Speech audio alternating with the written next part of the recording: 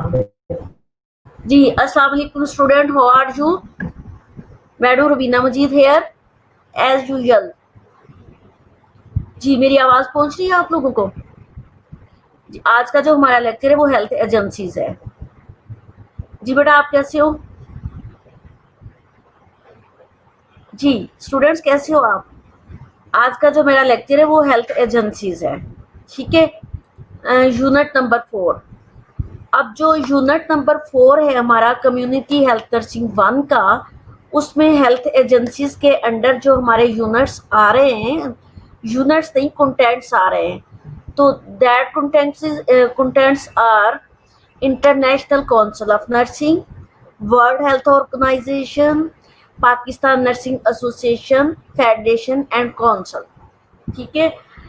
अब जो हमारे हेल्थ एजेंसीज हैं उसमें जो हमारे करिकुलम के अकॉर्डिंगली कंटेंट्स हैं। जी मेरी आवाज आ रही है बच्चों? मेरी जो बात हो रही है आप लोगों से कि मैं कह रही हूँ कि आज का हमारा लेक्चर है हेल्थ एजेंसीज का, ठीक है। हेल्थ एजेंसीज में जो आपके कंटेंट्स है उसके accordingly international council of nursing, world health organization, Pakistan nursing association, federation and council, ठीक है। ये जो एजेंसीज दी है उन्होंने सिर्फ नर्सिंग के अकॉर्डिंगली दी है, बट मेरी स्लाइड्स में जो है वो मैंने आप लोगों को इसके अलावा भी काफ़ी सारी एजेंसीज जो है वो आज पढ़ाने जा रही हूँ, ठीक है। ताकि आप लोगों से कोई पूछे तो आप सिर्फ नर्सिंग की एजेंसीज ही ना बताओ, नर्सिंग की काउंसिल या ऑर्गेनाइजेशन ही ना बताओ, बाकी हेल्थ से रिलेटेड जो है वो भी आप बता सको। तो इसमें साहब सबसे पहले इंटरनेशनल हेल्थ ऑर्गेनाइजेशंस हैं। International health organization, there are a variety of organizations. Internationally जो है that is the variety of organizations concerned with international health, because nursing is a global discipline and health is a global concern.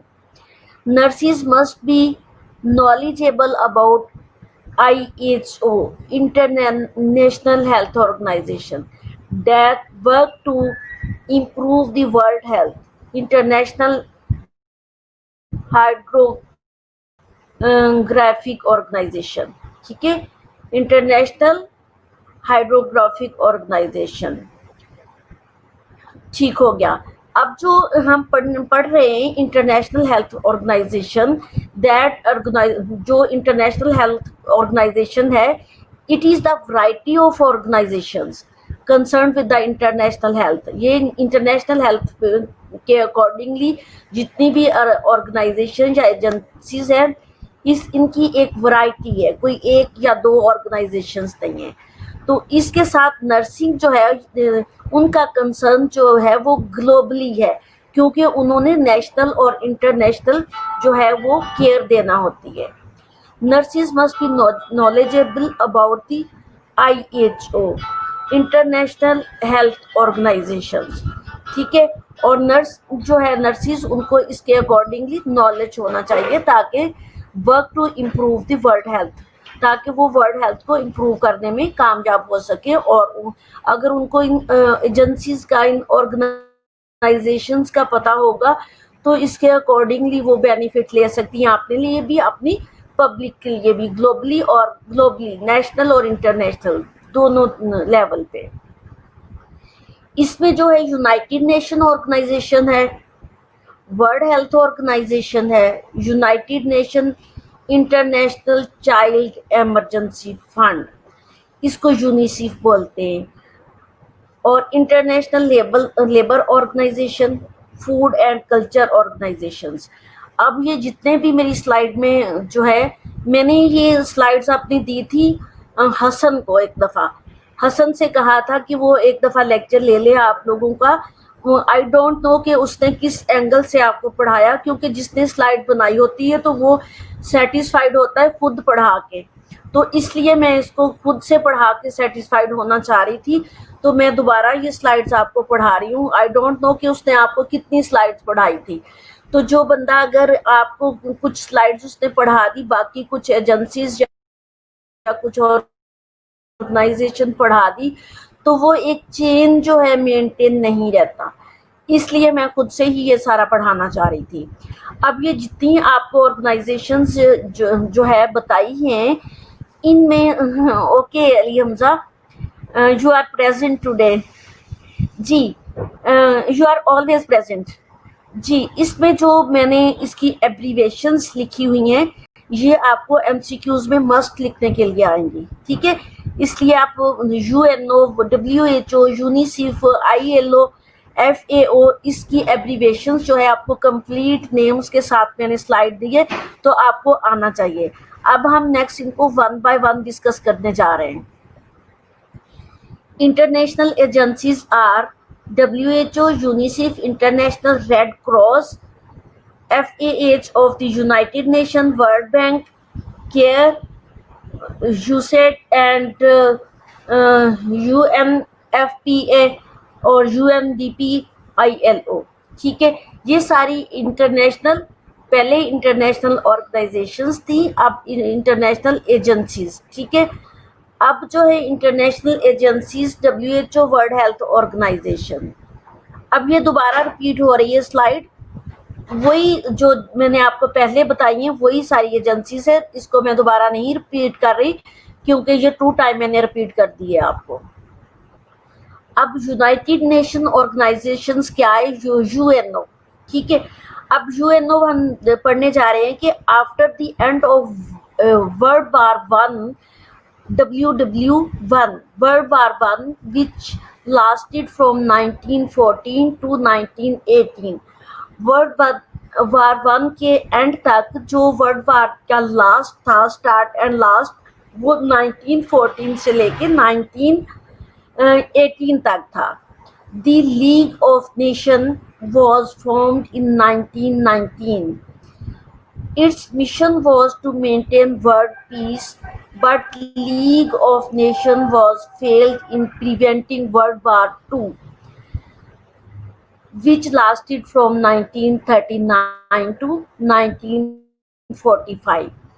United Nation organization में जो है वो ये formed हुई थी 1919 में और इसका जो मिशन था that is the maintain peace in the world, but league of nation was failed in preventing world war two, क्योंकि इस तरह के जो टेररिस्ट कंट्रीज हैं उनको कंट्रोल करना कोई इजी नहीं होता कि इतनी जल्दी उनको कंट्रोल कर लिया जाए। और जिसकी एग्जाम्पल अभी हमारे सर पे मंडलाती हुई जंग जो इंडिया के साथ होने जा रही है, तो अल्लाह ताला हमें बचाए। तो जितना मर्जी देखें उस जंग को हटाते हटाते ख़त्म करते करते पाकिस्तान को उसका पीस मेंटेन करते हुए कितने साल हो गए, बट वो फिर भी बाज नहीं आ रहा। इसी तरह से जो है ये लीग थी, इसने अपनी कोशिश की, इसने अपने पीस को मेंटेन करने की कोशिश तो की, but they are fail that time to prevent the world war two which lasted from 1939 to 1945 तक थी। अब यूनाइटेड नेशन ऑर्गेनाइजेशन जो है वो मैंने बताया कि एस्टेब्लिश कब हुई, इसका मिशन क्या था, बट वो अपने मिशन में फेल हो गए। उन्होंने प्रिवेंटिव मेजर करने की ट्राई तो की, but they are failed in their mission. After the end of World War II, the United Nations organization was funded on October 24, 1945 to replace the Flood League of Nations। अब जो है इसकी replace के लिए United Nation organisation जो था अब उन्होंने फंडेड स्टार्ट की थी, जो अक्टूबर 24 से 1945 तक की, to replace the failed league of nations की जो है रिप्लेसमेंट के लिए। Its principal mission is to maintain world peace. इसका फिर से यही जो था, इसने एक दफा फिर ट्राई की, पहले तो उनके पास फंड नहीं थे, अब उन्होंने फंडेड भी की, अब फिर से उनका यही मिशन था। Its principal mission is to maintain world peace and to provide the platform of dialogue. तो उनका फिर से यही मिशन था कि दोबारा से कोई जंग होने ना जाए और वर्ल्ड में जो पीस है उसको मेंटेन रखें। और उस पीस को मेंटेन कैसे रखना, एक डायलॉग के प्लेटफॉर्म से। जैसे इंडिया और पाकिस्तान का जो है एक डायलॉग के प्लेटफॉर्म पे आज तक पीस जो है मेंटेन है, बट जो ये भी फेल होता नजर आ रहा है। अल्लाह ना करे कभी कुछ प्रॉब्लम हो पाकिस्तान के लिए। United nation agencies has also 15 agencies and several programs and bodies to carry out its missions worldwide। अब इसकी यूनाइटेड नेशंस की आगे से सेवरल जो है एजेंसीज और सेवरल प्रोग्राम्स हैं। अब वो programmes and body to carry out its missions worldwide. अब उन्होंने इस प्रोग्राम को सेवरल प्रोग्राम में जो है एजेंसीज को सेवरल प्रोग्राम उनको दे दिए और वर्ल्ड वाइड उनका मिशन है। और वो डिफरेंट टाइप्स जैसे पीस का है, इसी तरह कुछ हेल्थ को मेंटेन करता है, कुछ चाइल्ड एब्यूजेस के लिए काम कर रहे हैं कि उन्होंने पूरी वर्ल्ड को डिफरेंट टाइप्स के जो है बेनिफिट्स देने के लिए अपना मिशन जो है वो मेंटेन रखा हुआ है। The prominent agencies are World Bank, World health Organization, food and agriculture Organization and United Nation Child Fund. अब यूनिसेफ जो है ये भी उभर के दुनिया के सामने आया है। जब तक यूनिसेफ नहीं था तो उस वक्त तक जो है बच्चों की केयर और ये मदर की केयर भी करता है, ठीक है। तो इसके लिए फंडिंग करता है और बच्चों की जहाँ केयर और प्रॉब्लम की बात होती है तो उसके प्रॉब्लम्स को सॉर्ट ऑफ आउट करता है globally. World health Organization next है वर्ल्ड हेल्थ ऑर्गेनाइजेशन।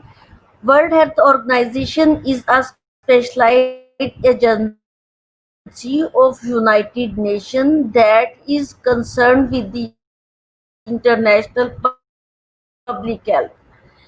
अब world health organisation is also a specialized agency और ये एजेंसी जो है इंटरनेशनल लेवल पे ग्लोबली कि किस एजेंसी ने ये काम करना और इसने ये करना।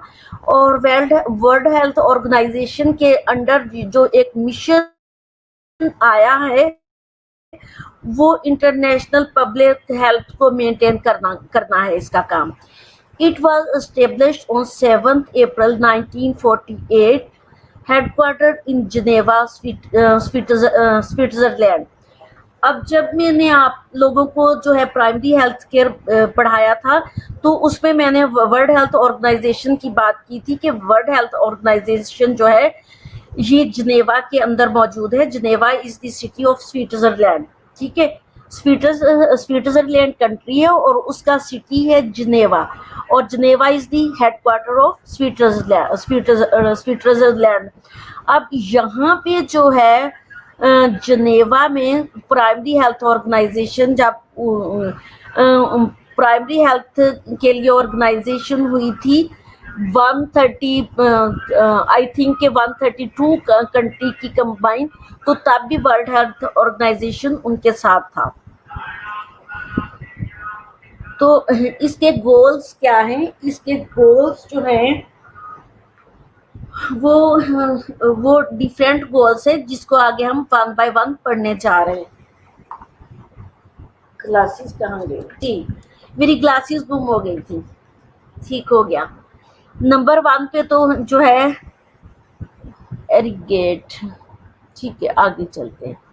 मेंटेन ऑब्जेक्टिव, ये जो स्लाइड्स मैंने स्किप की है ये वाली, ये आप लोग अच्छी तरह से देख लेना। ग्लोबली जितनी चीजें मैं फंक्शन बता रही हूँ वही इसके अंडर आ रहे हैं, ठीक है।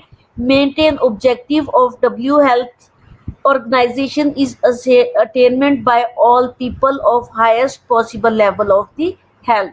अब ये जो है इसका ऑब्जेक्टिव जो है WHO का is attainment by all people in all country of highest possible level of health. उनकी हेल्थ को हायर लेवल तक पॉसिबल बनाना। तो एवरी डोर पर एवरी इंडिविजुअल को is responsible, it is the responsible for monitoring global disease incidence and prevalence. अब prevalence इसका जो काम है ये रिस्पॉन्सिबल है मॉनिटरिंग ग्लोबली डिजीजेस को, इससे मॉनिटर करना होता है, और इंसिडेंस रेट को एंड प्रिवलेंस को। ये जो है प्रिवलेंस इसका कि क्या इसकी प्रिवलेंसी क्या थी, कि डिजीज हुई क्यों, और डिजीज का इंसिडेंस रेट कितना था, कि जो वहाँ की पॉपुलेशन थी वो पॉपुलेशन कितनी थी, और उस पॉपुलेशन में कितने जो है पॉपुलेशन जो है उनको डिजीज हुई।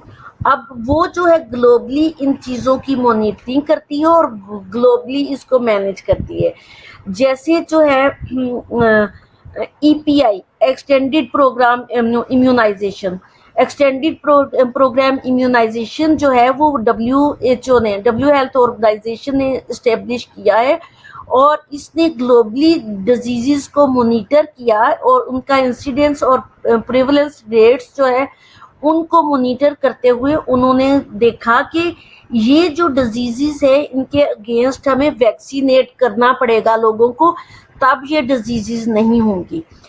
अब वो 6 डिजीजेस थी 2006 में जो था 6 डिजीजेस के अगेंस्ट जो है WHO ने वैक्सीनेशन बनाई थी। ये WHO का जो है ऑब्जेक्टिव होते हैं कि कहाँ पे डिजीज है और उसका डिजीज रेट क्या है और उस डिजीज को ख़त्म कैसे करना है। अब जितनी भी ये डिजीजेस थी वो बैक्टीरियल और वायरल डिजीजेस और कम्युनिकेबल डिजीजेस इनको कह सकते हैं, एक से दूसरे को लगती है। और उसके बाद 2000 जो है 2012 और 2008 9 12 इस तरह से जो है इन डिजीजेस में, जैसे डायरियल डिजीजेस आ गई तो डायरिया के लिए वैक्सीनेशन उन्होंने ऐड कर दी, हेपाटाइटिस आया तो हेपाटाइटिस बी की एंजीरेक्स बी उन्होंने ऐड कर दी, फिर एंड पे इन्फ्लुएंजा आया तो इन्फ्लुएंजा की उन्होंने वैक्सीनेशन ऐड कर दी। नाउ डेज जो है WHO ने जो 6 डिजीजेस थी वो 9 डिजीजेस कर दी और 9 डिजीजेस के अगेंस्ट जो है वो EPI एक्सटेंडेड प्रोग्राम इम्यूनाइजेशन जो है वो इम्यूनाइज करता है जो child born new born babies है, वहाँ से लेके उनके 18 मंथ तक 1.5 साल तक उनको वैक्सीनेट कर देता है। फिर उसके बाद कुछ बूस्टर डोज होती है जो 2 इयर्स और 5 इयर्स में लगती हैं। ये एक्सटेंडेड प्रोग्राम इम्यूनाइजेशन का जो एक चार्ट है वो आपकी बुक के अंदर है, वहाँ से आप इसको देख सकते हो। सेटिंग ऑफ, हाँ आपको ये बताती चलूँ, ये जो मैंने आपको बता रही हूँ कि EPI को आपने अपनी बुक से देखना है। EPI प्रोग्राम को आपने जो है नेट से उसका चार्ट जो है उसको फॉलो करना है और आपको पता होना चाहिए कि वैक्सीनेशन कैसे होती है। ये आपसे वाइवा में पूछा जाएगा, ठीक है, वाइवा में इंटरनल या एक्सटर्नल कहीं भी ये चीज़ EPI programme extended programme immunization का पूछा जाता है। और first vaccination dose, second dose, third dose जो है 18 मंथ तक की डोजेज जो है वो पूछी जाती है कि कौन सा इंजेक्शन की डोज क्या होगी और वो कितने टाइम पे लगेगा। तो ये आप लोगों ने आपकी BT की बुक के अंदर भी मौजूद है और आपकी नवीद आलम की बुक के अंदर भी मौजूद है। इस स्लाइड्स में मैंने अपनी स्लाइड्स में इसलिए नहीं डाला क्योंकि यहाँ पे EPI का कोई स्पेसिफिक लेक्चर नहीं था। EPI का एक अलहदा से लेक्चर होता है, बट वाइवा लेने वाले आपसे एक्सटेंडेड प्रोग्राम इम्यूनाइजेशन के लिए पूछ लेते हैं। Setting of international health standard, अब इसने इंटरनेशनल हेल्थ स्टैंडर्ड की सेटिंग करनी होती है कि उनको, जैसे ये इंटरनेशनल हेल्थ स्टैंडर्ड सेटिंग कैसे करते हैं, तो वो जैसे EPI प्रोग्राम मैंने बताया कि उन्होंने एक स्टैंडर्ड कर दिया कि एट बर्थ से लेके 18 मंथ तक जो है वो किस तरह से वैक्सीनेट करना ताकि किसी को ये डिजीज टाइप की हो ना। अब जैसे कोरोना वायरस है तो इसकी वैक्सीनेशन प्रिपेयर हो रही है, जैसे ही इसकी वैक्सीनेशन प्रिपेयर हुई तो उन्होंने EPI प्रोग्राम में इस वैक्सीनेशन को भी ऐड कर देना है। मॉनिटर इन्वायरमेंटल पोल्यूशन और इन्वायरमेंटल पोल्यूशन को भी जो है मॉनिटर इसकी होती है जब इन्वायरमेंट अच्छी नहीं होती। लास्ट ईयर और लास्ट जो है second last third last year चले जाए, एरिया जो था वो लाहौर का था इन्वायरमेंटल। अब भी इसको मुझे मॉनिटर करते हैं, हॉट इन्वायरमेंट की मॉनिटरिंग भी करते हैं, और जहां जरूरत हो वहां आर्टिफिशियल जो है वो रेन भी करवाई जाती है। फिर जी नेक्स्ट चलते हैं हम। अब हम WHO पढ़ रहे हैं, world health organisation. World health organization के ऑब्जेक्टिव क्या थे हमने वो पढ़े। पहले हमने डेफिनेशन पढ़ी कि एस्टेब्लिश कब हुआ, और अब फिर उसके हमने ऑब्जेक्टिव पढ़े कि उसके ऑब्जेक्टिव क्या थे। अब हम उसके फंक्शन पढ़ने जा रहे हैं। Prevention and control of specific diseases, जिस तरह मैंने आपको जो है बता दिया कि prevention and control of specific diseases. अब स्पेसिफिक डिजीजेज वो जो कंट्रोल में नहीं आती और उनकी फिर प्रिवेंशन करनी पड़ती है पहले से ही। अब प्रिवेंशन में मैं आपको बता रही थी हमारा जो पूरा यूनिट पीछे गुजरा है, बल्कि 5 यूनिट्स जो इन्वायरमेंटल हेल्थ के अंडर, उसमें control of specific diseases and prevention of these specific diseases and which is the specific diseases. ये सारी जो है इन्वायरमेंटल से और एयर पोल्यूशन से, वाटर से, फूड से जितनी भी डिजीजेज आती हैं, दैट इज दी डिजीजेज। इनको कंट्रोल और प्रिवेंट करना जो है वो WHO के अंडर आता है। Development of comprehensive health services, comprehensive health services की डेवलपमेंट करना। फैमिली हेल्थ के और फैमिली हेल्थ जो है उसको मेंटेन रखना और उसकी जो है मॉनिटरिंग करना। इन्वायरमेंटल हेल्थ की भी मॉनिटरिंग करना। जितना हमने इन्वायरमेंटल हेल्थ में इन्वायरमेंटल की पोल्यूटेड वाटर, पोल्यूटेड और जितना भी हमने फूड और वाटर और रेन, जितनी भी चीज़ें हमने पढ़ी वो सारी इन्वायरमेंटल में जितनी भी डिजीजेज आती हैं और उनको जो है प्रिवेंट करना और उन डिजीजेज को कंट्रोल करना, इसके WHO के अंडर आता है। WHO का काम है कि वो ग्लोबली इन डिजीजेज की प्रिवेंशन और कंट्रोल करे। और जितना मैंने आप लोगों को पढ़ाया था कि उसको कंट्रोल कैसे करना, उसको मॉनिटर कैसे करना और उसको जो है प्रिवेंट कैसे करना, वो WHO की बुक के अंदर जो है WHO के जो है राइटिंग, हमारे राइटर जितने भी है WHO की बताई हुई चीजें जो है उन्होंने राइट की हुई हैं। Health statistics. अब हेल्थ स्टेटिस्टिक्स को मॉनिटर करना कि जो है कितने हमारे पास हेल्दी पीपल है और कितने अनहेल्दी है और क्या डिजीज है। पूरी पब्लिक की जो है वो हेल्थ स्टेटिस्टिक्स इसके पास होना चाहिए।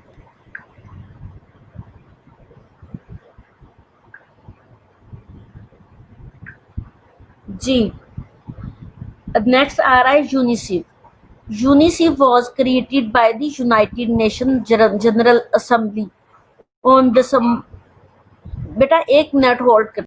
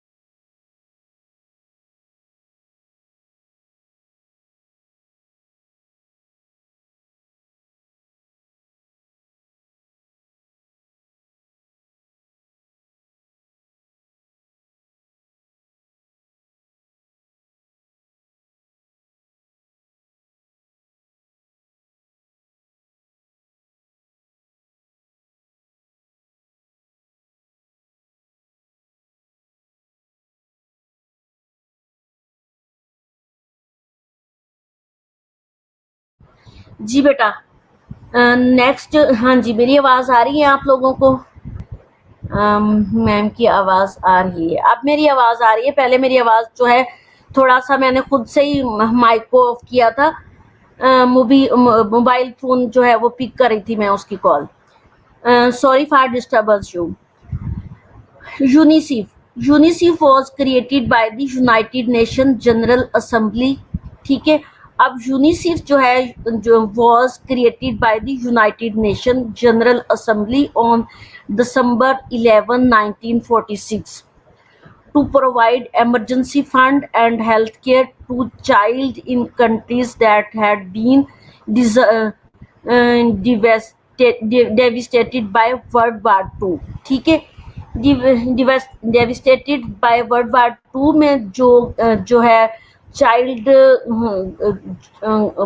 जो उस वक्त मुतासर हुए थे कह लें, तो उनको फंड देने के लिए ये इमरजेंसी फंड जो है वो बनाया गया। अब उसने तब से जो है 1946 से लेके अभी तक जो है ये यूनिसेफ इसी के जो है यूनाइटेड नेशन के अंडर है और वो चिल्ड्रन के लिए, बच्चों के लिए काम कर रहा है। ठीक है, हर कंट्री में। अब जो है इसके नेक्स्ट इसके जो है फंक्शन क्या है, चाइल्ड सर्वाइवल एंड डेवलपमेंट। इसके फंक्शन क्या हैं कि यूनिसेफ जो है चाइल्ड सर्वाइवल एंड डेवलपमेंट के लिए काम कर रहा है। जिस तरह हमारे जो है कुछ बच्चे होते हैं अंडरवेट, ठीक है, अंडरवेट बेबी जो है पैदा होते हैं। अब उन बच्चों के लिए ये काम करता है, उनके लिए मेडिसिन और उनके लिए न्यूट्रिशन जो है वो प्रोवाइड करता है। ठीक है, और जो बच्चे जो है उनको कोई एलमेंट होती है, कोई भी न्यूरल ट्यूब डिफेक्ट्स होते हैं, उन बच्चों की सर्वाइवल के लिए ये डेवलपमेंट करता है। जैसे लाहौर में कई इंस्टीट्यूशन ऐसे हैं जहाँ पे मैंने आपको बताया था क्रचिस डिफरेंट टाइप की अकॉर्डिंग टू दैट नीड, जो जिनकी जिस टाइप की एलिमेंट होती है, या फिर उनके शूज़, या फिर उनकी एलिमेंट के अकॉर्डिंगली कुछ बेल्ट्स होती हैं। ठीक है, वो उस साइड पे बेल्ट लगती हैं जो टू मच कॉस्टली होती हैं, उनके शूज़ टू मच कॉस्टली होते हैं, क्रचिज टू मच कॉस्टली होती हैं। और फिर जो है बाईसाइकिल, ट्राईसाइकिल जो है, ये सारी चीज़ें वो फंडिंग करते हैं चाइल्ड सर्वाइवल और उनकी डेवलपमेंट के लिए। Basic education and gender equity. अब बेसिक एजुकेशन जो है ये आपने इसका भी आपने देखा होगा कि लाहौर में डिफरेंट एनजीओज है जहाँ पे जो है एजुकेशन इस टाइप के बच्चों को दी जाती है, जिनको कोई जो है स्पेशल बच्चे कह रहे हैं, ले जा कंजेनिटल एबनॉर्मेलिटीज़ के साथ कह लें तो इनको हम स्पेशल जो है चिल्ड्रन बोलते हैं। तो उनकी एजुकेशन और जेंडर इक्वलिटी के लिए वो काम करते हैं, तो कि ताकि उनकी तो चाहे वो मेल है चाहे फीमेल है, उनको इक्वल डिस्ट्रीब्यूशन ऑफ एजुकेशन और इक्वल डिस्ट्रीब्यूशन ऑफ जॉब्स और इक्वल डिस्ट्रीब्यूशन ऑफ जो है ईच एंड एवरीथिंग दी जाए। ये जो है यूनिसेफ का काम है जो basic education and gender equity कराता है। फिर चाइल्ड प्रोटेक्शन। अब चाइल्ड प्रोटेक्शन के लिए जिस तरह जो है लाहौर में जगह जगह जो है अंडर एज जो है बच्चे जो है वो बेगर्स है।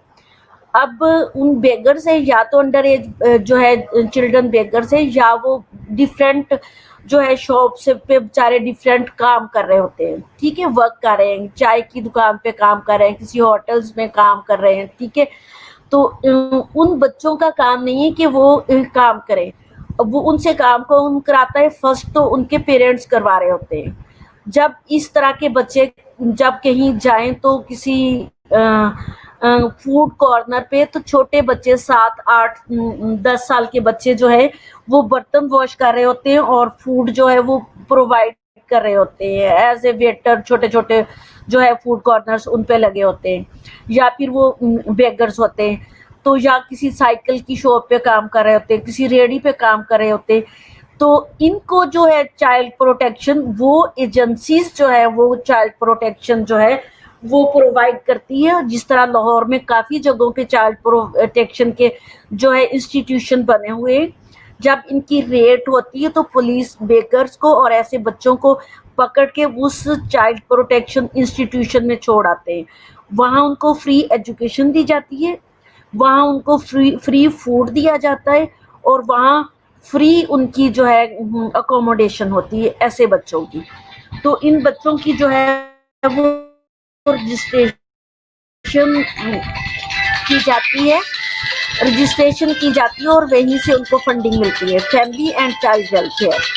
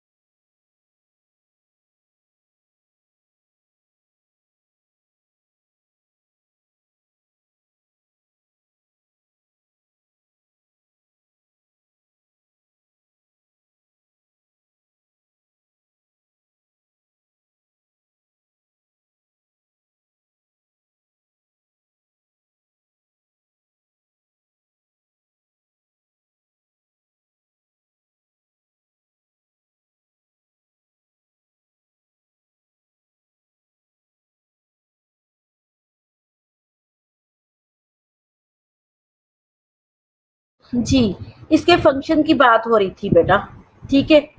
अब इसके फंक्शन की बात जो हो रही थी वो प्रोटेक्शन तो मैंने आपको बता दिया है। आगे family and child welfare. Family and child welfare के लिए जो है वो भी ये काम करते हैं। एंड चाइल्ड न्यूट्रिशन, चाइल्ड की न्यूट्रिशन का मैंने पहले बताया था कि सर्वाइवल एंड डेवलपमेंट में जहाँ बच्चों को जो है सर्वाइव करने के लिए चीज़ें प्रोवाइड की जाती हैं, उनको जो है सर्वाइव करने के लिए बाईसाइकिल, ट्राई साइकिल और जिस टाइप की उनको एलिमेंट हो उस टाइप की उनकी जो है बेल्ट, उस टाइप के उनको शूज़ीज, उस टाइप की क्रचीज और एनी अदर जो है रिक्वायरमेंट उनकी पूरी की जाती है। इसी तरह अगर कुछ बच्चे अंडर एज जो है वेट होते हैं, अब वो अंडरवेट बच्चे जो है कई कई महीनों हॉस्पिटल के अंदर एडमिट रहते हैं और इनकी अलहदा से जो है अंडर वेट जो बच्चे होते हैं तो उनकी अलहदा से वार्ड होती हैं। अब उनके लिए भी जो है फंडिंग जो है यही इंस्टीट्यूशन करते हैं और उनको जो है जो जिनके पेरेंट्स जो है अफोर्ड नहीं कर सकते तो उनको न्यूट्रिशन वहाँ से दी जाती है, ठीक है, जो एडमिट होते हैं। समटाइम एडमिट नहीं भी होते तो उनको ये फूड या न्यूट्रिशन जो है वो प्रोवाइड किया जाता है, क्योंकि अंडरवेट बेबीज जो होते हैं उनकी न्यूट्रिशन के लिए जो मिल्क मिल्क पाउडर फॉर्म में आता है ना उनका जो दिया जाता है वो बहुत कॉस्टली होता है। उसकी एक जो है डिब्बा जो चंद औंस का होता है उसी की कीमत जो है 3-3 हज़ार होती है, जो सिर्फ 1 वीक 2 वीक चल सकता है, जिसको पेरेंट्स अफोर्ड नहीं कर सकते। तो इस तरह के फिर एनजीओ यूनिसेफ वाले जो है वो इसको जो है अफोर्ड करते हैं। UNICEF strategies for child care. अब UNICEF strategies for child care ये चीज़ मैंने आप लोगों को वर्ल्ड हेल्थ ऑर्गेनाइजेशन में भी पढ़ाई थी, सॉरी वर्ल्ड हेल्थ ऑर्गेनाइजेशन कह दिया, प्राइमरी हेल्थ केयर में भी ये चीज़ मैंने यूनिसेफ स्ट्रेटजीज आपको पढ़ाई थी, ठीक है। अब ये जो चीज़ है the approach aim to prevent most health and nutrition problem before they begin. अब इन्होंने जो है ग्रोथ GOBI-F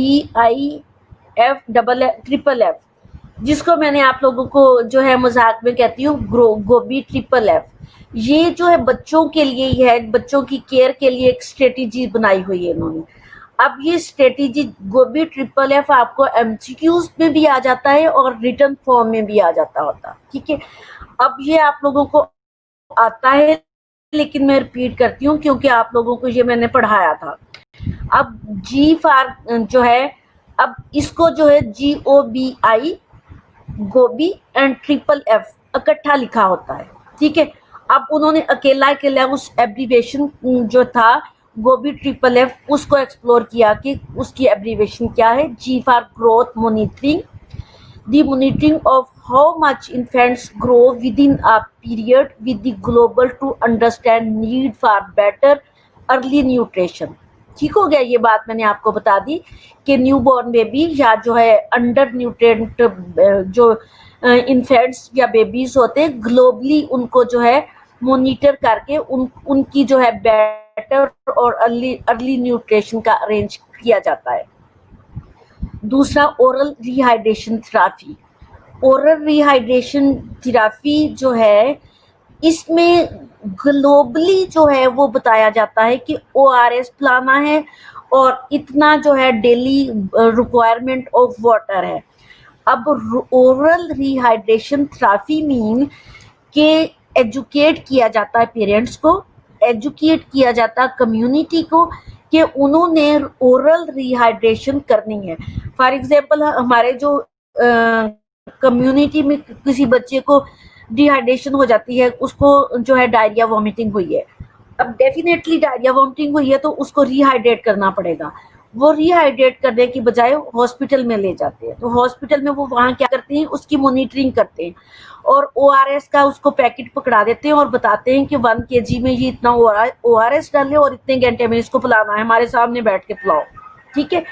ये रिहाइड्रेशन थेरापी है कि चाहे किसी को डायरिया वॉमिटिंग है या नहीं, according to need and according to weight and according to age of that children जो है वो उनको रिहाइड्रेट किया जाता है। वो अपने सामने मॉनिटरिंग इसलिए करते हैं कि ओवर जो है रिहाइड्रेट उनको ना किया जाए, ठीक है।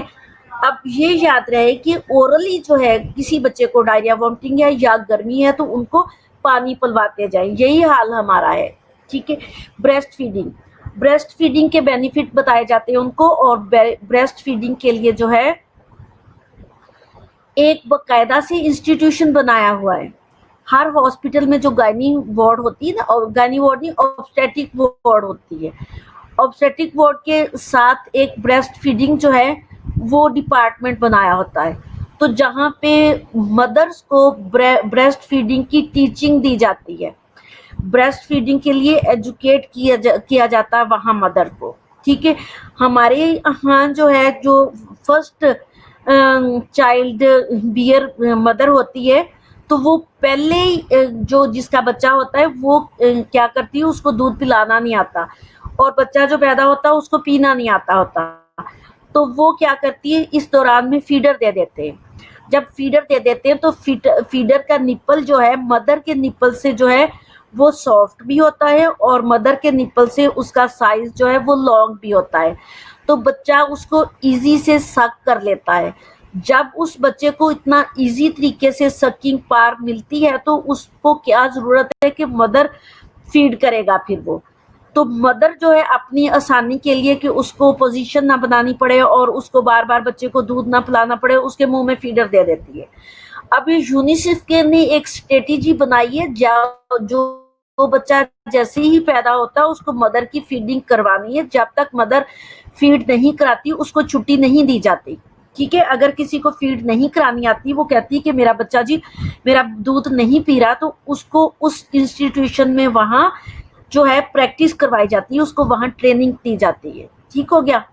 इसी तरह से इम्यूनाइजेशन की जो है बात मैंने आप लोगों को वेरी क्लियरली बता दी है कि इम्यूनाइजेशन के लिए WHO को, जैसे यूनिसेफ जो है यूनिसेफ ने ये सारी चीजें इसके अंडर है। अब यूनाइटेड नेशन ने जो है डिफरेंट जो है ग्रुप बना के उनको जो है उसके अंदर जैसे WHO, ILO, यूनिसेफ उनको काम सौंप दिए कि उसने ये काम करना है। तो इसी तरह जो इम्यूनाइजेशन है वो ये चाइल्ड के लिए काम करता है ना, चाइल्ड वेलफेयर के लिए। इसीलिए इम्यूनाइजेशन इसके अंडर आई है, जबकि WHO जो है वर्ल्ड हेल्थ ऑर्गेनाइजेशन वो भी जो है इम्यूनाइजेशन को करता है। यूनिसेफ जो है वो मॉनिटरिंग कर रहा होता कि जो बच्चे जो है न्यू बॉर्न बेबी उनकी इम्यूनाइजेशन हो रही है कि नहीं, जबकि WHO का फंक्शन है कि उसे इम्यूनाइजेशन EPI के इंजेक्शन और जो जितनी भी जो है इम्यूनाइजेशन वो प्रोवाइड करनी है। ठीक है, अब जो है चीजें WHO ने प्रोवाइड करनी है, यूनिसेफ ने मॉनिटरिंग करनी है कि इनको ये चीजें मिल रही हैं कि नहीं। इन्होंने growth monitoring according to age, oral rehydration according to age, breast feeding according to age and immunization according to age, इन चीजों की मॉनिटरिंग करनी। And family planning, family planning mean birth spacing. अब जो है जितनी चीजें आ रही हैं, जो भी बच्चों में ग्रोथ मॉनिटरिंग के इश्यूज है, ओरल रिहाइड्रेशन के हैं, इम्यूनाइजेशन के, ब्रेस्ट फीडिंग के, तो इनमें से most of the problem from the mother sides and the children side, new born baby कह लें, इनमें जितनी कॉम्प्लिकेशंस आती हैं वो जब वो फैमिली प्लानिंग नहीं करते तब आती हैं। ठीक है, इसलिए फैमिली प्लानिंग के लिए मिनिमम 3 इयर्स का स्पेस देना जो है वो बहुत ज़रूरी है। अगर 3 इयर्स का स्पेस मदर नहीं देती तो मदर 3 साल से पहले जो है वो फिजिकली फिट नहीं होती कि वो नेक्स्ट बेबी को बॉर्न कर सके। ठीक है, अब माँ की जब अपनी फिजिकली कंडीशन जो है वो एक बच्चे को पैदा करके कम से कम 3 साल तक वो सेट नहीं होती, और उस 3 साल के दौरान जो उसका पहला बच्चा है उसको उसने दूध पिलाना है, जो वो न्यूट्रिशन माँ ले रही है वो तो सारी उसके फीडिंग के जरिए उस बच्चे को आधी मिल रही है, और माँ आधी जो है न्यूट्रिशन ले रही है, और इस दौरान माँ को डबल एफर्ट करनी पड़ती है, डबल जो है वो न्यूट्रिशन लेना पड़ती है। अगर वो नहीं लेती तो वो अपने बच्चे को सही फीड नहीं कराएगी, अगर वो बच्चे को सही फीड कराती है तो उसकी अपनी सेहत खराब होती है। इसी दौरान में अगर उसको प्रेगनेंसी होती है, उसकी स्पेसिंग नहीं की जाती, तो तीसरा जो बच्चा पैदा होने वाला है तो वो क्या इज इट पॉसिबल कि वो जो है वो नॉर्मल पैदा होगा, वो अंडरवेट पैदा होगा। और ब्रेस्ट फीडिंग की प्रॉब्लम जब वो पैदा होगा, पहला बच्चा उसका जो है साल का भी नहीं हुआ या 1.5 साल का हुआ, तो अभी तो वही दूध पी रहा है, तो दूसरे बच्चे को वो दूध कहाँ से पिलाएगी, खुद न्यूट्रिशन कहाँ से लेगी, और तीसरे बच्चे को कैसे देखेगी, और 9 मंथ तक वो न्यूट्रिशन कैसे लेगी, उस जो पैदा होने वाला बच्चा है उसकी केयर कैसे करेगी, जो पैदा हुआ बच्चा उसकी केयर कैसे करेगी, और अपनी केयर कैसे करेगी। और so many complication arises in these 9 month and these times अगर वो स्पेसिंग नहीं कराते। इसलिए फोकस किया जाता है कि अगर बच्चा अच्छा लेना है, हेल्दी बेबी और हेल्दी मदर रखना है, तो मिनिमम 3 इयर्स का स्पेस हो। जी, ब्रेक का टाइम हो गया, मैंने ब्रेक की तरफ तो देखा ही नहीं, टाइम की तरफ। ठीक है, मेरे जो है आगे फीमेल एजुकेशन, फूड सप्लीमेंटेशन। ठीक है, अब फीमेल एजुकेशन में अगर फीमेल एजुकेट होगी तो वो अपने बच्चे को आगे जो है उसकी बर्थ स्पेसिंग भी करा सकेगी अपनी, और अपने बच्चे को nutrition, rehydrate, breast feeding, immunization, ये सारी चीज़ें वो तभी करेगी अगर फीमेल को एजुकेशन होगी। वो अपना ख्याल रखेगी, अपने बच्चे का ख्याल रखेगी। अगर वही एजुकेट नहीं होगी तो वो दूसरों का ख्याल कैसे रखेगी। फिर फीमेल एजुकेशन में जो है एक पढ़ी लिखी औरत कहते हैं तो 2 घरानों को जो है संवार देती है।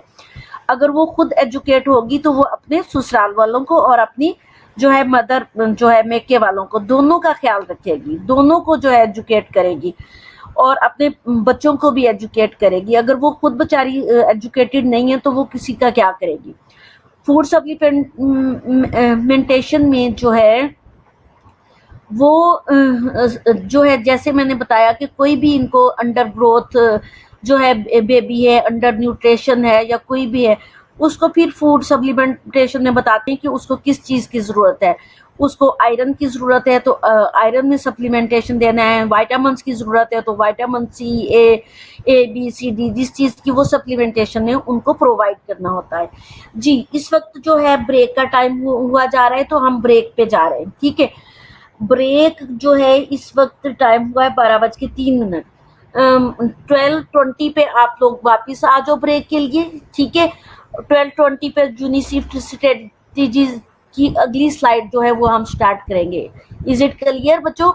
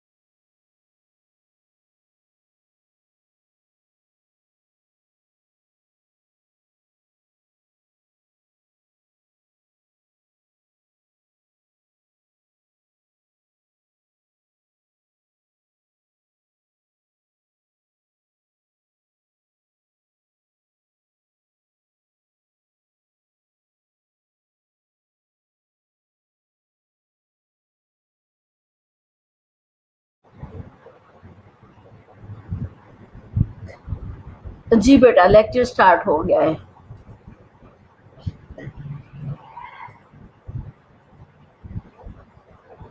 जी, 24 स्टूडेंट लाइव ओनली। जी बेटा, यूनिसेफ स्ट्रेटेजीज हमने पढ़ लिया। इसके नेक्स्ट स्लाइड चलते हैं। क्या है इंटरनेशनल लेबर ऑर्गेनाइजेशन? अब international labour organization was funded in 1919 in the wake of a destructive war to pursue a vision based on the premise that universal lasting peace can be established only it is based on social justice.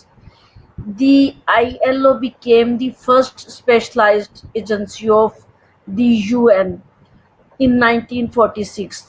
UN की जैसे जैसे United nation के under सारी organisations आ रही हैं ना, तो United nation के अंडर फर्स्ट टाइम जो है इंटरनेशनल लेबर ऑर्गेनाइजेशन, ये आपको स्टैंड फॉर आईएलओ आ सकता है। ठीक है, तो आईएलओ जो है फर्स्ट टाइम जो है ये उन्होंने एस्टेब्लिश किया 1946 को। इसका काम भी जो है लेबर के लिए काम करना, और जो है ये भी वॉर के लिए, जो जब डिस्ट्रक्टिव वॉर थी उसके बाद इसको इसके लिए फंडेड स्टार्ट की, और फंड स्टार्ट करके तो लेबरर जो थे उनको जो है कामों पे डिफरेंट जो है उनको बिजनेस डिफरेंट उनको वर्क जो है स्टार्ट करवाए। इसके ऑब्जेक्टिव क्या है? The main aim of ILO are to promote right at work. ठीक है, तो encourage and decent employment opportunities, enhance social protection, strengthen dialogue on work related issues। अब इसका आईएलओ का जो फंक्शन है या ऑब्जेक्टिव है, that is promote right at work. एक वर्कर के जो है जब वो वर्क पे होता है उसके राइट्स जो है उसको प्रमोट करे। अब जिस तरह जो है लेबरर के लिए आईएलओ ने काम किया था, तो उन्होंने कहा था कि कम से कम एक लेबर की सैलरी जो है वो जो है 25,000 से ज़्यादा हो। तो एक वर्कर की जो सैलरी है इतने से ज़्यादा काम करने के लिए, वो बेचारे जो है सारा दिन काम करते हैं लेकिन उनको उनकी सैलरी पूरी नहीं देते। तो उन्होंने प्राइवेट सेक्टर्स के लिए भी फोकस किया था कि प्राइवेट सेक्टर्स में जो लेबर काम करते हैं उनकी सैलरी भी मिनिमम जो है 25,000 से ज़्यादा होनी चाहिए।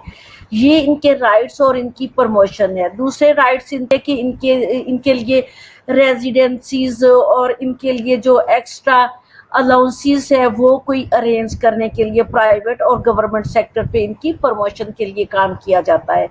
या फिर ड्यूरिंग ड्यूटी जो है लेबर जो है उनकी डेथ हो जाती है, उनका कोई एक्सीडेंट वर्क प्लेस में हो जाता है, तो उसके लिए कोई फंड या कोई चीज़ जो है वो उसकी फैमिली को जो है प्रोवाइड करवाया जाता है। इनकरेज डिसेंट एम्प्लॉयमेंट अपॉर्चुनिटीज़, और इसको इनकरेज किया जाता है और एम्प्लॉयमेंट अपॉर्चुनिटीज़ दी जाती हैं डिफरेंट टाइप की। Enhance social protection, social protection इनको हांस की जाती है कि कोई किसी वर्कर को अपनी फैक्ट्री या अपनी वर्क प्लेस पे हिरासमेंट ना करे उसकी, या उसकी जो है जो लेबर है उन बेचारों से काम करवा के 3 मंथ उनको सैलरी ही नहीं दी जाती, और बाज़ दफ़ा ऐसे होता है कि आधी सैलरी दी जाती है। ईद के डेज पे इन बेचारों को सैलरी नहीं दी जाती, अगर छुट्टी कर लेते हैं तो उनकी सैलरी काट ली जाती है। तो इस टाइप की इन्हांसमेंट्स इनकी सोशली प्रोटेक्शन की जाती है। तो हम बेचारे भी तो लेबर में ही आते हैं, जब हम एब्सेंट कर लेते हैं तो हमारी पर डे के हिसाब से सैलरी कट जाती है, और लेकिन हमारी कोई भी बात नहीं सुनता। Strengthen dialogue on work related issues, work related issues जितने भी है उनको स्ट्रेंथन करना किसके साथ? डायलॉग के साथ, क्योंकि डायलॉग के अलावा तो काम नहीं होता है। डायलॉग से जो काम अच्छा हो जाता है तो वो लड़ाई झगड़े से तो नहीं ना हो सकता। Food and agriculture organisations. अब ये देखें, एक ह्यूमन बीइंग के लिए ग्लोबली इंटरनेशनल लेवल पे जो एजेंसीज बनाई गई हैं, उनके जो है डिफरेंट जो है फंक्शन उनके जो है फ्ला करना। इसी तरह जो फूड एंड एग्रीकल्चर ऑर्गेनाइजेशन है, the foundation of food and agriculture organization on the 16th October 1945 took place as result of three major steps। अब इसकी फाउंडेशन जो है वो 16 अक्टूबर 1945 को हुई, और इसके मेजर स्टेप जो है फ्रॉम 18 मई टू 3 जून 1943 तक रही। और representative of 44 government met in Hot Spring, Virginia, USA, and committed themselves to funding a permanent organization in the field of food and agriculture। और इसमें 44 गवर्नमेंट्स जो थी वो उन्होंने कंट्रीब्यूट किया, और इन्होंने रिप्रेजेंट किया 1943 से कि जो है इसके लिए फंडेड दी जाए, और वो फंड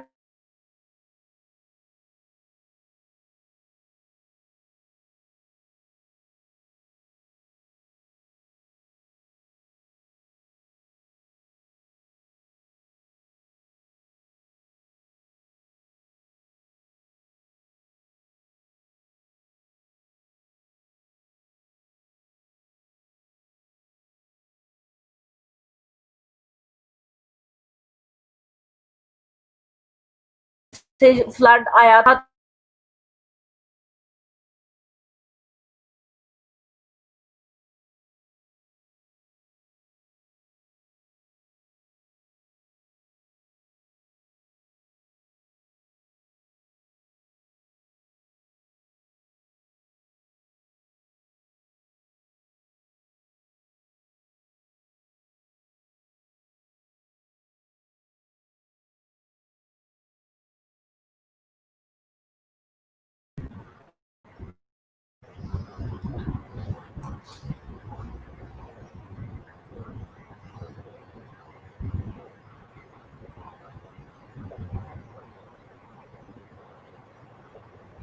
जी, पता नहीं नेटवर्क इशू था क्या, डिस्कनेक्ट हो गया एकदम से राब्ता। तो इसमें जो है वो फंड जो है दो तरफ से होता है। एक तो कंट्रीज जो है वो मिल करके जो है फंड इकट्ठे करके उसके लिए स्पेशल फंड रखा जाता है फूड एंड एग्रीकल्चर के लिए, जो ऑर्गेनाइजेशंस इसके साथ मिल करके, जितनी गवर्नमेंट जितने कंट्रीज मिलके काम कर रहे होते हैं। और दूसरा फूड एग्रीकल्चर ऑर्गेनाइजेशन के लिए, फूड और एग्रीकल्चर के लिए अपना खुद से अपनी गवर्नमेंट जो है एक अलहदा से फंड रखता है। जिस तरह अभी पाकिस्तान का बजट आया था, तो उस बजट में फूड और एग्रीकल्चर के लिए अलहदा से फंड था। जब कोई प्रॉब्लम आएगी तो उस फंड में से उनको दिया जाता है। जैसे हमारे एग्रीकल्चर के लिए जो है उसके लिए ट्रैक्टर दिए जाते हैं, उनके लिए लैंड दी जाती है, या उनके लिए कुछ फैसिलिटी की दी जाती है, ताकि क्योंकि उन्होंने जो है फूड को प्रोड्यूस करना होता है। इसी तरह से जो फूड बना बनाया जो एकदम से दूसरों को देना है, उसको प्रोवाइड करने के लिए जो है ये फंड फिर काम आते हैं, जिसको नेशनल, इंटरनेशनल और अपनी खुद से उस कंट्री की गवर्नमेंट प्रोवाइड करती है। The conference considered world problem of the food and agriculture, and declared its belief that the goal of freedom from want of food। इसकी जो कॉन्फ्रेंसिस है वो, या जो है world problem of the food जितनी भी है या एग्रीकल्चर की, उनको डिक्लेयर करने के लिए जो goal of the freedom from want of food. तो एक जो है सबका एक फैसला होता है कि हमें फूड चाहिए, और फूड को प्रिवेंट हमने फूड को जो है प्रोवाइड करना है। और उस फूड को प्रोवाइड करने के लिए दरमियान में जितनी भी वर्ल्ड प्रॉब्लम्स आती हैं उनको मैनेज करना जो है इन कॉन्फ्रेंसिस के जरिए उनको मैनेज किया जाता है कि हर हाल में हर कंट्री में हर इंडिविजुअल को जो है फूड प्रोवाइड करना होगा। और स्पेशली ये फूड उनको प्रोवाइड किया जाता है, ये फंडेड उनके लिए होते हैं जहाँ पे डिजास्टर या वॉर्स आती हैं, और वहाँ पे फूड जो है वो जाहिर है कि वहाँ वो लोग तो उस काबिल ही नहीं होते कि वहाँ वो खुद से अपना फूड जो है प्रिपेयर कर सके या जो वो कोई काम कर सके। ठीक कि फिर वहाँ पे जो है वो फूड प्रोवाइड किया जाता है इस जो है एनजीओज के तहत। It suitable and adequate for the health and strength of all people can be achieved। तो ये फूड इस टाइप का जो suitable for the health और जो है strength of all can be achieved, हर कोई इसको अचीव कर सके। अब ऑब्जेक्टिव इसके क्या होंगे? Help eliminate hunger, food insecurity and mail nutrition. अब जो है इस फूड के ऑब्जेक्टिव क्या होंगे इसके आईएलओ के, कि इसने एलिमिनेट करना है हंगर को। जिस तरह मैंने बताया कि जहाँ पे वॉर या डिजास्टर आएंगे तो वहाँ हंगर नहीं होने देंगे, एलिमिनेट करेंगे। वहाँ पे फौरन से जो है पूरे कंट्री जो एक्टिवेट होते हैं और उनके जो है प्लेन भर भर के आ रहे होते हैं, ठीक है, फूड के लिए। Food insecurity and mail nutrition, इनको भी खत्म करना, एलिमिनेट करना होता है। मेक एग्रीकल्चर, इसकी food insecurity and mail nutrition. अब फूड इनसिक्योरिटी मीन के फूड जो है, जैसे पाकिस्तान में हमारे पास जो है अल्लाह का शुक्र है कि इतनी अच्छी एग्रीकल्चर हमारी है, इतनी अच्छी लैंड है पाकिस्तान की कि यहाँ से फूड जो है ख़त्म हो ही नहीं सकता। बट हम क्या करते हैं, इनसिक्योर करते हैं फूड को। चीनी उठाई बाहर बेच दी, ठीक है, राइस उठाए बाहर बेच दिए, शुगर, राइस और जितनी भी गंदम पाकिस्तान में इतनी ज़्यादा होती है कि वो सारी वो उठा के बाहर बेच देते हैं। ये लोग क्या करते हैं, इतने चोर इकट्ठे होते हैं और ये अपनी ही शुगर बाहर बेच देते हैं। वहां से पहले एक्सपोर्ट अपनी चीज को करते हैं, फिर अपनी चीज को वहां से चक्कर दे के इम्पोर्ट कर लाते हैं। अब डबल ये पहले तो एक्सपोर्ट जो कर रहे होते हैं अपनी चीज, चाहे गंदम है, चावल है, जो भी चीज है पाकिस्तान में फूड से रिलेटेड, उसको पहले तो सारी चीज को उठाते हैं, या तो स्टोर कर देते हैं या एक्सपोर्ट कर देते हैं। जब एक्सपोर्ट करते हैं तो उसके भी इनको जो है ये पैसा कमाते हैं उससे, ठीक है। और फिर पाकिस्तान में फूड की कमी हो जाती है और यहाँ क्या होता है, फिर कहा जाता है जी हम अरेंज करते हैं, इंडिया से मंगाते हैं, चाइना से मंगाते हैं, फलान कंट्री से मंगाते हैं, फिर उसको फिर क्या करते हैं, इंपोर्ट करते हैं, ठीक है। जब इंपोर्ट करते हैं तो फिर डबल पैसा कमाते हैं। पहले वही अपनी चीज एक्सपोर्ट कर दी और दोबारा उसको इंपोर्ट किया, तो ये इनसिक्योरिटी ऑफ द फूड है। तो ये तो तभी खत्म हो सकती है कि जब अल्लाह ताला इनको हदायत देगा। दूसरी बात है कि फूड की इनसिक्योरिटी के फूड पड़ा चीजें जो है गंदम या कोई इस तरह की चीजें, राइस खराब ना हो जाए, उसको सिक्योर करके रखना गोदामों में अच्छे तरीके से, जो है वेयर हाउस में अच्छे तरीके से रखना। Make agriculture, forestry and fishers more productive and suitable, sustainable, ठीक है। अब ये जो है एग्रीकल्चर और फॉरेस्ट्री जितनी भी है, ये चीज़ें खाने के फूड हैं। और दूसरी चीज़ है फिशरीज, फिश टाइप जितनी चीज़ें खाने के फूड से रिलेटेड है, मीट है, फूड है, जितनी भी चीज़ें हैं, राइस है, और जिस टाइप का भी मीट है, चाहे वो फिशेस में है, उसको प्रोडक्टिव एंड सस्टेनेबल हर किसी की पहुंच तक करना है और उसको जो है प्रोड्यूस इतना करना है कि हर किसी की रेंज में हो। रेड्यूस रूरल पॉवर्टी, और जो है रेड्यूस रूरल पॉवर्टी, और रूरल की पॉवर्टी को रेड्यूस करना।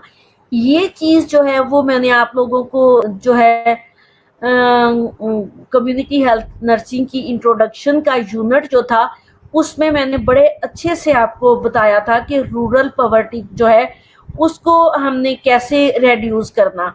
उसमें लिंकेजेस बनाने, उसमें वेयर हाउसेस बनाने, उसमें रोड बनाने, ठीक है, और उसमें जो है इंडस्ट्री बनानी, वो ये चीज़ें जो है इंपोर्ट एक्सपोर्ट जो है नेशनल लेवल पे स्टार्ट करना, रूरल से सिटी एरिया में और सिटी एरिया से रूरल एरिया में जब हम ये एक अप्रोच एक लिंक की चीज बना देते हैं, वो सबसे बड़ा लिंक क्या मैंने बताया था, रोड का। नंबर 1 रोड, नंबर 2 ट्रांसपोर्ट और नंबर 3 वाटर। ठीक है, वाटर उनकी अप्रोच तक हो। जब ये 3 चीजें होंगी तो एक लिंक हो जाता है, import and export rural area का लिंक हो जाता है डिफरेंट सिटीज के साथ। जब डिफरेंट सिटीज से नेशनल लेवल पे उनकी इंपोर्ट और एक्सपोर्ट होती है तो उनकी पॉवर्टी खत्म हो जाती है। जब उनकी पॉवर्टी खत्म हो जाती है तो दैट पीपल जो है वो उनको फूड की जो है कोई डिजास्टर या प्रॉब्लम नहीं होंगे, तो वो खुद अपने ओन पे ये चीजें ले सकेंगे। Enable inclusive and efficient agriculture and food system. अब इंक्लूसिवली जो है एक एफिशिएंट एग्रीकल्चर जो है सिस्टम बनाना चाहिए, जहां से हम फूड और एग्रीकल्चर दोनों को एकदम से सस्टेन कर सकें और वहां से एग्रीकल्चर एरिया से फूड ले सकें, जो हमारा फूड है उसको अच्छे तरीके से स्टोर कर सकें और प्रोवाइड कर सकें, सेव कर सकें, सिक्योर कर सकें। Increase the resilience of livelihood to disaster, और लाइवलीहुड्स जो है उनको डिजास्टर से बचाया जाए। अब जो है जो आपके करिकुलम में है, आपके करिकुलम के अकॉर्डिंगली जितनी हमारी जो है एनजीओज या ऑर्गेनाइजेशन थी वो नर्सिंग के रिलेटेड थी।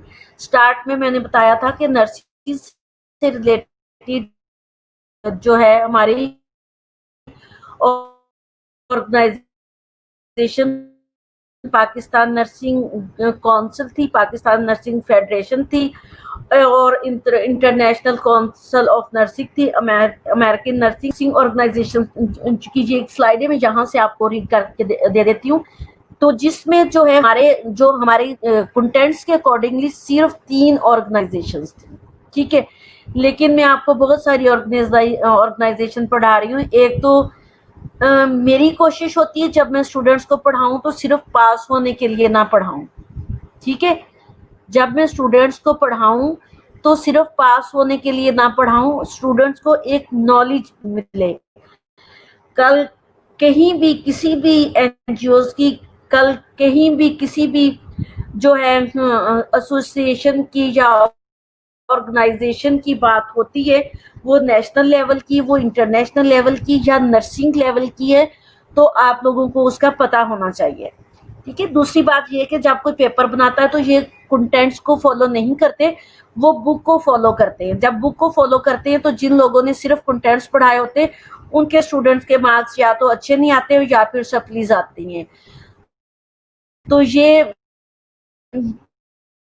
मैंने कभी ऐसे नहीं किया, मैं हमेशा बुक को फॉलो करती हूँ। जितने हमारे कंटेंट्स होते हैं करिकुलम के वो भी मैं पढ़ा देती हूँ और डराने की कोशिश कर रही होती हूँ। ठीक है, international nursing organization association, national league for nursing, American association of league of colleges of nursing, national student nursing association,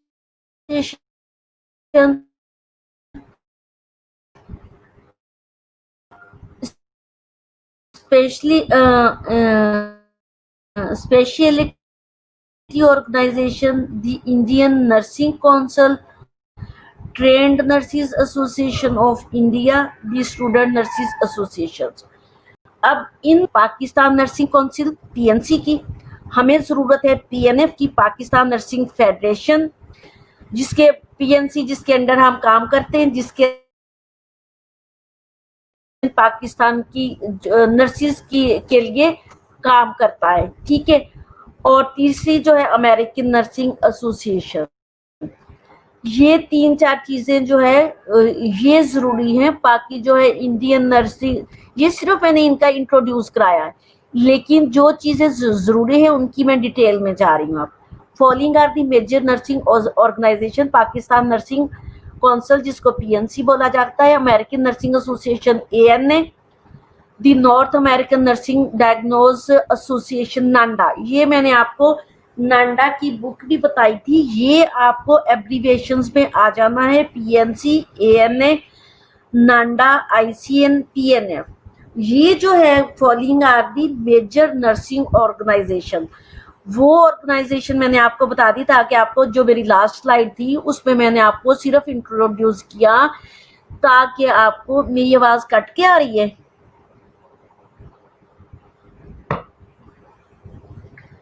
जी मैं तो बेटा बिल्कुल ठीक बोल रही हूँ।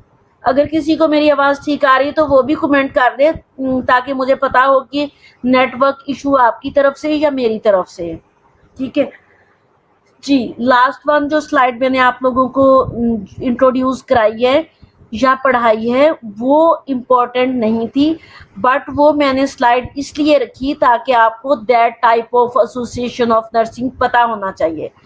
बट जो जी लुबैना को मेरी आवाज आ रही है तो आप लोगों की तरफ से भी बेटा नेटवर्क प्रॉब्लम है। ठीक है, मेरी आवाज आप लोगों तक बिल्कुल सही आ रही है। अगर एक या दो स्टूडेंट्स को नहीं आ रही तो दैट मीन्स यूर प्रॉब्लम। ठीक है, अपना नेटवर्क प्रॉब्लम सॉर्ट आउट करें।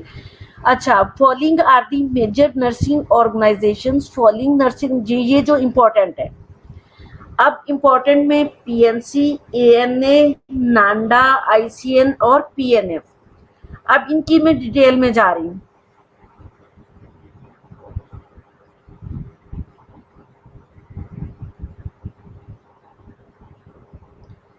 Pakistan nursing council PNC. अब पीएनसी का मैंने आपको ऑफिस भी दिखाया, ठीक है, कि किस तरह का है। ये पीएनसी का जो है, PNC is an autonomous regulatory body constituted under the Pakistan Nursing Council Act 1952 to 1973 and empowered to register licensed nurse, midwife, lady health visitor, LHVs and nursing auxiliary to practice in Pakistan. PNC was established in 1948. अच्छा, ये मैं बताती जाऊँ कि जो Pakistan nursing council है ये एक ऑटोनोमस एंड रेगुलेटरी बॉडी है। और ये जो है नर्सिंग काउंसिल के एक्ट 1952 और 1973 के एक्ट से रजिस्टर्ड हुआ और ये एस्टेब्लिश हुआ 1948 में। ठीक हो गया, ठीक है। अब पाकिस्तान नर्सिंग काउंसिल जो है यहाँ पे लिखा हुआ है कि पाकिस्तान नर्सिंग काउंसिल जो है वो लाइसेंस प्रोवाइड करती है।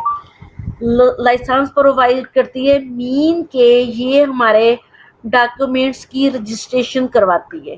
ठीक है, जो हमारी डिग्रीज होती हैं या डिप्लोमास होते हैं उनकी रजिस्ट्रेशन कराती है और वो रजिस्ट्रेशन जैसे आईडी कार्ड होता है दैट टाइप ऑफ रजिस्ट्रेशन का हमें एक कार्ड दे देती है और उस कार्ड के ऊपर लिखा होता है कि इसने बीएससी नर्सिंग की है, इसने स्पेशलाइज्ड नर्सिंग की है और इसने इसके अलावा क्या क्या किया हुआ है। ठीक है, that is the licence of our degree. कहीं भी ड्यूटी प्राइवेट या गवर्नमेंट, इंटरनेशनल या नेशनल लेवल पे ड्यूटी नहीं कर सकते।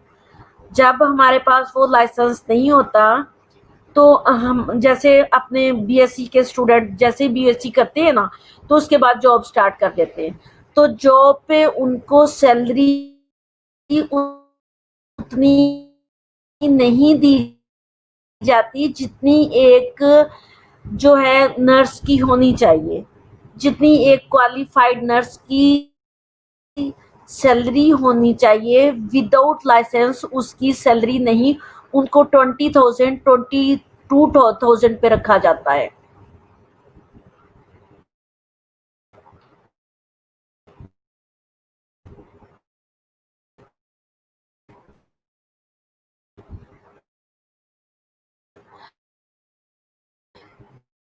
ठीक है।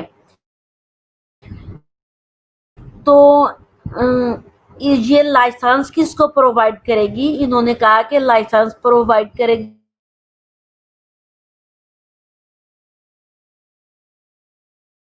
एक्सलरीज जिनको हम आया कहते हैं। ठीक है, आया जो है वो एक ट्रेंड आया होती है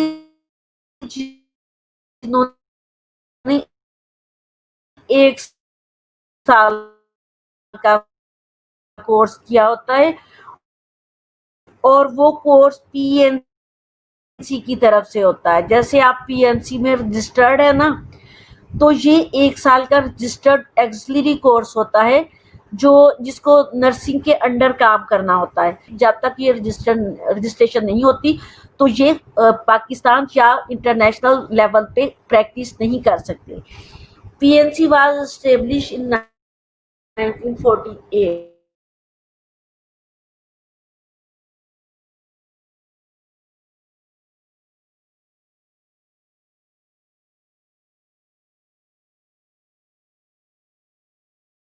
करिकुलम को सेट करते हैं और करिकुलम को रिवाइज करते हैं। Review of the curriculum.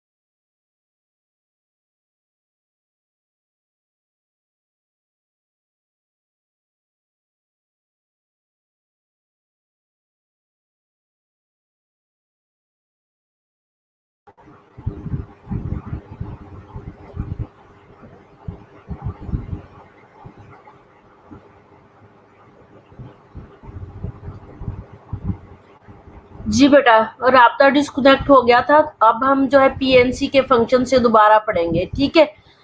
मैं अल्लाह हाफिज कहने के लिए दोबारा से सारा सिस्टम जो है अपडेट किया। जो है नेटवर्क इश्यूज आ रहे हैं आज, तो हम फंक्शन ऑफ पीएनसी दोबारा पढ़ेंगे। अल्लाह हाफिज, टेक केयर।